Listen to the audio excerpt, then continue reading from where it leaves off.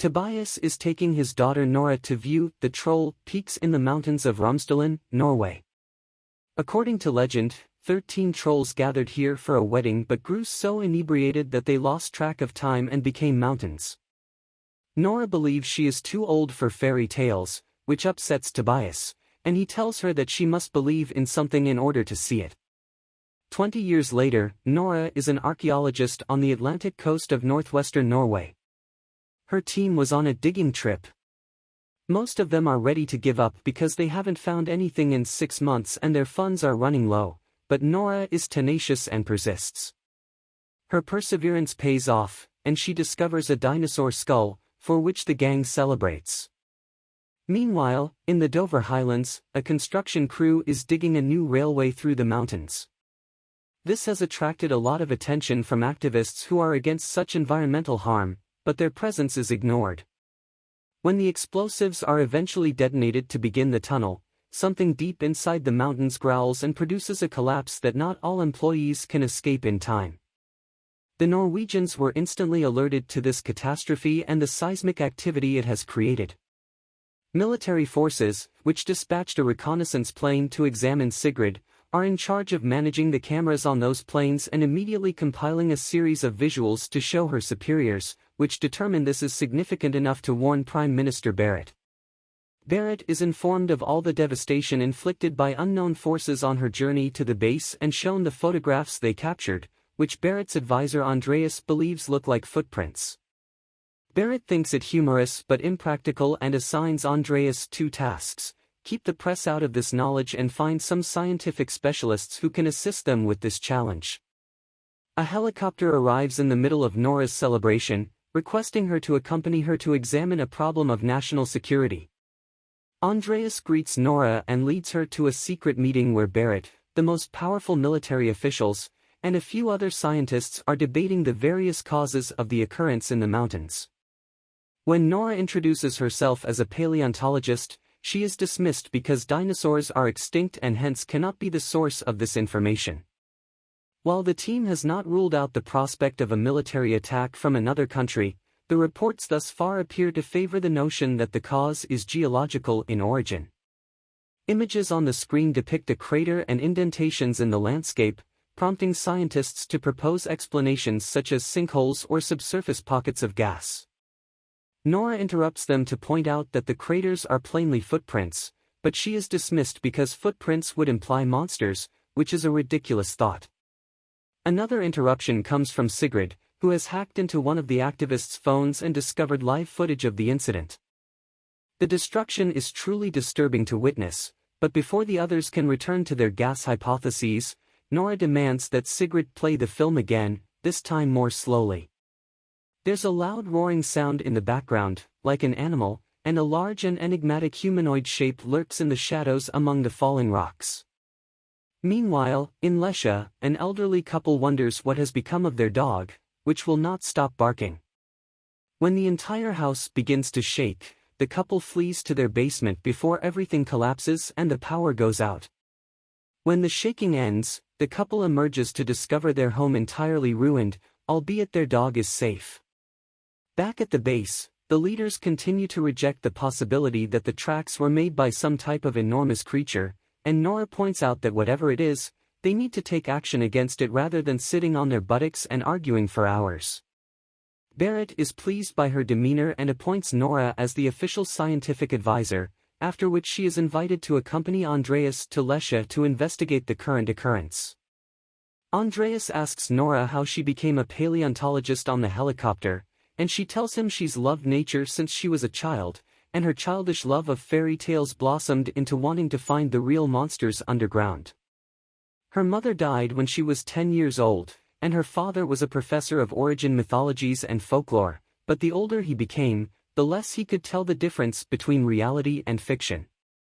Nora hasn't seen Tobias in years because of this. Andreas admits he wants to be a writer and is enthusiastic about the prospect of supernatural causes for this tragedy, but Nora cuts him off when they arrive at their destination, stunned by the destruction to the countryside. The military has already secured the area, and Nora is greeted by Captain Christopher, who shows them the tracks that came from across the river, into the valley, and then 2 miles south into the mountains before stopping. The soldiers searched the area thoroughly but discovered no additional clues. Nora interviews the elderly couple, but they can't see anything since a massive moving figure is covering the sun. They did, however, hear something, a loud wailing that sounded like a mournful tune. After that, Nora examines the damage more closely and detects a very odd and powerful odor that she labels hypernature. She also uses UV light to look for organic remains, but all she finds are earth and stones. Nora requests that she be taken to the location where the tracks abruptly come to a halt and the thermal scanner indicates no traces of life, simply mountains. Nora wonders if this creature can camouflage itself because it is too large to hide or disappear. Nora is beginning to form some theories, but she is still unsure, so she hires Christopher. Andreas goes to meet Tobias, who pulls out a gun when he encounters strangers on his property, particularly an armed soldier. Tobias agrees to let them in when Nora convinces him that this is the daughter he hasn't seen in years. However, he must first put on some pants. Tobias' residence is littered with paper clips and research demonstrating his preoccupation with tracking out a legendary monster known as a troll. Nora stops him from discussing all of his thoughts about trolls being real and witnesses being silenced and urges him to focus on the footage she is going to show him, stating that she believes his earlier work may provide some answers. After all, no one knows these mountains as well as he does.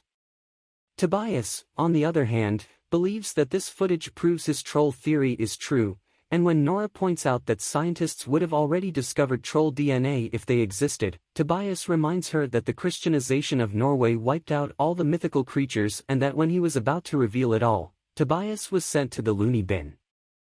He believes the powers that be have always known, and that fairy tales were manufactured to make trolls appear wicked and stupid when they are actually quite intelligent.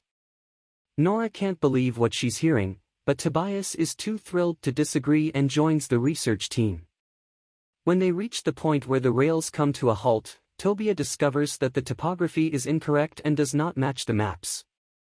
He also mentions that this is like going on an adventure with his daughter again, but Nora does not want this to be some type of reconciliation. The smell of hypernature suddenly reaches their noses, and the sky darkens as the mountain behind them opens an eye. Both father and daughter were accurate. The creature is a troll, and his ability to blend in has allowed him to appear to be a part of the mountain, explaining why the topography was incorrect. The troll gets up, displaying its massive form, and yells at them, prompting the team to flee to the helicopter. They do manage to get the troll on camera, and when the message is received by the base, they can no longer deny the truth. Christopher sends the group to his military camp to notify the base of what they've discovered. Nora continues to say unknown creature in order not to appear insane, but Tobias interrupts her to tell everyone that it's a troll that was concerned by the construction in the mountains, which Tobias thinks is a parody of nature. The leaders dismiss him as insane and kick him out, but when Nora requests additional time, she is also ignored. They are concerned about the safety of their country, therefore, they will devise a plan.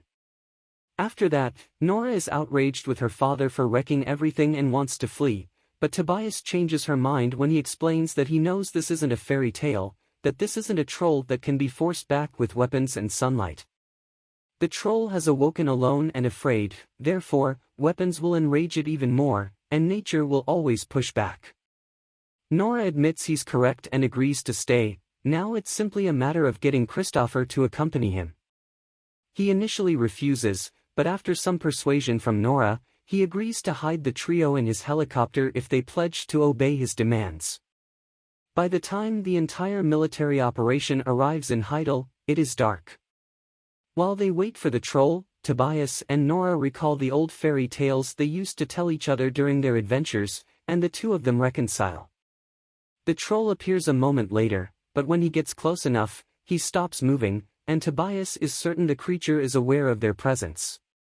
The troops begin firing on the troll despite Tobias' warnings that it will only enrage him, yet the bullets and explosions have little effect and cause it to fight again, just as Tobias anticipated. As the troll destroys everything in its path, including the cameras transmitting the operation to the main base. Everyone flees.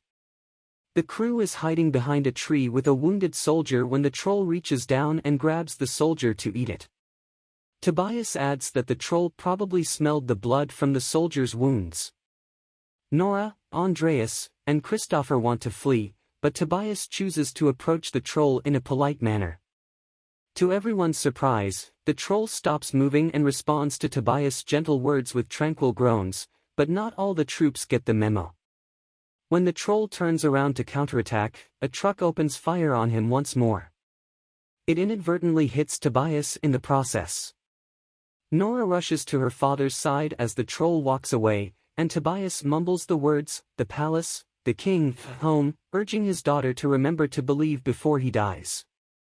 When they return to the base, Nora distracts herself by going over Tobias' studies in order to ignore the pain and find a solution. When Andreas and Christopher arrive to check on her, they notify her that they have lost sight of the troll for the time being, but the army is preparing for an airstrike. Nora believes that this attack will have the same outcome as the previous, implying that they must act quickly. Trolls are said to dislike sunlight, but they've seen this one come out in it. The second clue they have is Tobias' description of how the Christianization of Norway decimated the trolls, which gives Nora an idea. They contact Berit and the others to explain that legend has it that trolls used to throw rocks at churches when they heard the bells, implying that bells are what they must utilize. The leaders believe this is ludicrous, so Christopher has to interrupt to remind them that nothing has worked so far and they need alternatives, so Berit reluctantly agrees to press on with the plan. The troll reappears shortly later, approaching the Hunderfossen family park and sparking widespread alarm. As everyone begins to flee, except a small girl who wants to witness the creature, Christopher and Nora appear in a helicopter, guiding a complete hover bearing gigantic bells. They surround the troll with these bells as they ring, and Nora is correct, the sound does harm the beast's ears. However, the troll does not hesitate to act in self-defense, striking the helicopters and causing them to crash. When one of them is ready to collapse on top of the little girl, the troll grabs the chopper and saves her before it moves away. Because this occurred in such a prominent place, the entire globe is now aware of the troll and its journey to the capital city. Every country's newscasts report the tragedy, and phone-recorded clips go viral on social media. When the squad returns to the base, an enraged Berit ignores Nora's point that the bells did work and that they should try again from a different perspective, and throws her out. Nora runs into Christopher on her way out, who admits he believes Berit is making a mistake and promises to be there for her if she ever needs anything. Military leaders inform Berit in the meeting room about several deadly missiles that have not yet been officially approved. Berit is shocked that she was unaware of this, and Andreas points out that such weapons should never be considered, but this simply gets him tossed out of the room. Because he knows he won't be taken seriously, he decides to quit and rejoin Nora on her way out, informing her to get ready because the city is being evacuated. Moments later, Berit appears on television, officially declaring a state of emergency and requesting all citizens to cooperate as their army takes over to prepare for the next operation and assist them in safely evacuating. Nora and Andreas are in the same car and get delayed in traffic, so Nora continues to look through Tobias' research. Andreas speculates that the papers keep mentioning Sinding and something about a gatekeeper, which leads him to believe it could be Rickard Sinding, the Lord Chamberlain at the royal palace. Nora recalls Tobias saying, "King, palace, home," before his death and concludes that they must go to the royal palace. Andreas drives them there, and they are halted by the guards at the gate, but Sinding rushes over to let them in since he expects Tobias or someone related to him to appear sooner or later. Sinding reveals that he respected Tobias, even if Tobias despised him, and that his tenacity enabled him to be one of the few people who uncovered the secret beneath the palace. It was once considered lucky to build a palace on top of another king's home, and it turns out that this palace was erected on the site of the Troll King's former residence. Sinding takes Nora and Andreas to a tunnel full of troll bones and recounts that during the Christianization of Norway, they killed everything that contradicted their beliefs, ambushed the royal troll family, and only spared one infant to lure the king into the mountain. They trapped it within a cavern and left it to die. Tobias discovered all of this 12 years ago, and Sinding sent him to the crazy bin to keep the information safe. He feels awful about it, but he believes it is the proper thing to do, which enrages Nora. But this isn't the time for a debate. Nora recognizes Tobias was correct. The Troll King is on his way home to the palace, and they must stop him. Nora finds the UV light is harming the bones while glancing about, indicating that the stories about sunshine were correct after all. They've spotted the troll out and about throughout the day, but not in direct sunlight due to the clouds and mountains. Andreas finds out that they have no control over the sun, but Nora has a plan and phones Christopher. To enlist his assistance, he will set up a particular trap while Nora and Andreas entice the troll to it. Meanwhile, the troll has arrived in the city, and the military attacks have failed yet again, so Barrett approves the use of the missiles. Sigrid notices the leaders preparing to launch the missiles and contacts Andreas. They need to find a way to gain time in order to warn him. Andreas requests that Sigrid attempt to hack into the army's system in order to halt the launch. Christopher activates the city's alarm system, bringing all of his soldiers with him. Pals to his location in order to assist him with the trap. Finding also assists by telling the guards to place one of the troll's skulls on the largest. They have a truck that Nora and Andreas will drive throughout the city to entice the troll away. It was coming from the palace. It takes Sigrid several attempts to gain access to the system, but once there, she quickly stops the missiles, giving Nora and Andreas the time they require. When the troll approaches, they ultimately flee, revealing the skull on the back of the truck, causing the troll to growl in rage and pursue them as planned.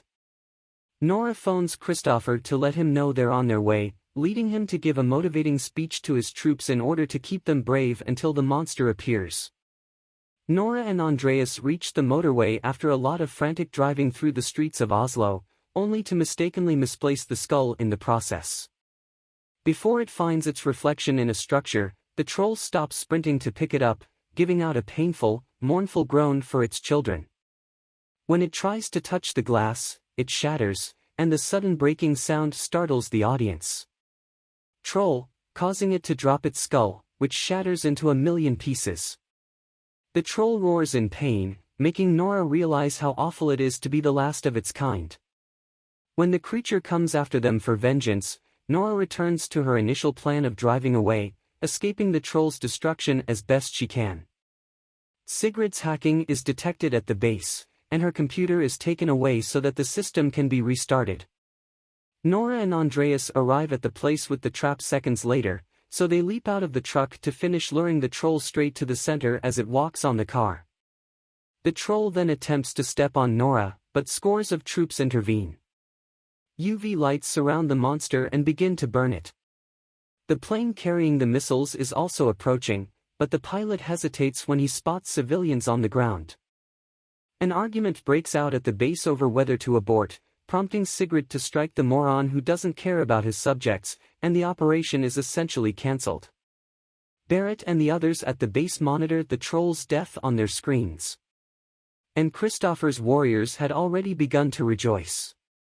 Nora, on the other hand, can't stomach hearing and witnessing a life suffer like this and switches off the radio. The ability to save it. The soldiers prepare to fire, but Nora stops them as well before reaching the troll. Her father did the same thing, softly begging it to return to the safety of the mountains. The troll looks at her, contemplating her words, but before it can respond, the sun begins to set. It rises and burns the troll until nothing but debris remains. As everyone celebrates their success, Andreas makes a joke about what they should call this new monument or hill, and Nora decides on the Tobias boulder. Barrett arrives a moment later, and thanks Nora for her efforts. Andreas reminds the Prime Minister of his resignation and reveals his intention to become a writer. As he walks away with Nora, he wonders if there are other animals buried in Dovre. Meanwhile, something is beginning to move beneath a mound of boulders deep in the mountains.